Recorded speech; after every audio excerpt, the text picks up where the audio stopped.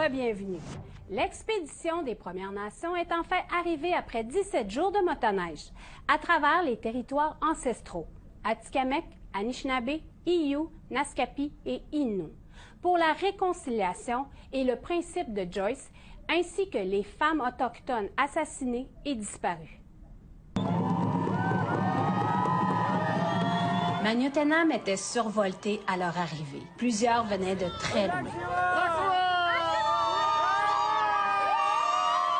marquant la fin d'un périple surnaturel, dans lequel les difficultés étaient nombreuses. Parmi elles, ce froid omniprésent. Mais une prière a particulièrement motivé l'expédition des Premières Nations tout au long du parcours. Celle de la conjointe de Carole Dubé, Joyce Echaquan. La mort de Joyce est ce qui a motivé la création de cette expédition. C'est une étape que j'ai vécue. Et la suite, ça va être... J'espère que c'est le pardon, la suite. Ça ne passe pas aussi les peines qu'on a vécues. Mais c'est un cheminement de guérison que j'ai vécu. À son arrivée, ce père de famille était très attendu, surtout par ses enfants. Lui qui devait seulement partir pour 3 jours. J'ai pas de mots, je suis content. Beaucoup d'émotions aujourd'hui, voir un tel accueil. Tous avaient un message pour lui. Et on va mettre toujours de l'avant le principe de Joyce pour que le Québec reconnaisse le racisme systémique. OK? Là, tu viens de faire une étape, qu'on a encore d'autres étapes à faire. C'est d'affronter le Québec. Le Québec en entier. OK? Il n'y a pas seulement cet homme dont les prières ont été entendues. Voici Déby Flamand, Atikamekw de Manoan, la veille de son départ. Je suis une femme qui aime beaucoup les défis, le challenge, puis aussi d'occuper le territoire.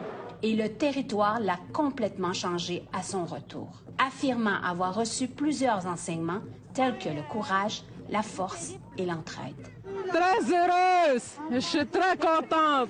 Oui, c'est vraiment super d'être arrivée ici à Magnotenam. Je suis tellement contente d'avoir fini, d'avoir terminé surtout cette belle ride, cette belle expédition. Ça a été difficile, mais ça a été un très bel apprentissage pour moi.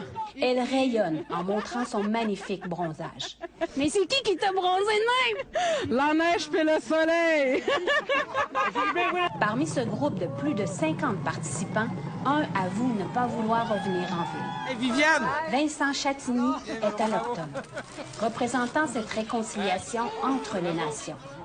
Cet entrepreneur admet avoir adoré vivre au rythme des Premières Nations. Les cris, les Naskapi sont complètement différents. Ça a vraiment cliqué. Ils m'ont comme pris sous leur aile parce que définitivement, je n'étais pas préparé au territoire et au climat. Ils m'ont vraiment aidé. Écoute, c'est des amitiés qui vont durer pour toujours. Là. Je serais mort de froid sans eux autres. Là. C'était malade. Ouais. Je suis déshydraté. Je suis un peu déshydraté, ça pas long. Et bien qu'épuisés, les organisateurs disent que c'est une victoire. C'est incroyable.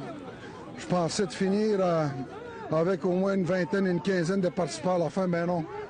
Tout au contraire, ça a tout été des résilients, des vrais guerriers, guerrières. Là. Je suis estomaqué de ça. Je suis tellement fier de ces participants-là. Là.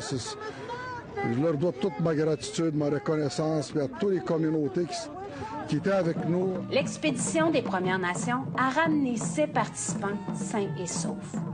Plusieurs espèrent une deuxième édition, soit en 2025. Chouchane Bacon, Nouvelle nationale d'APTN, Magnotenam.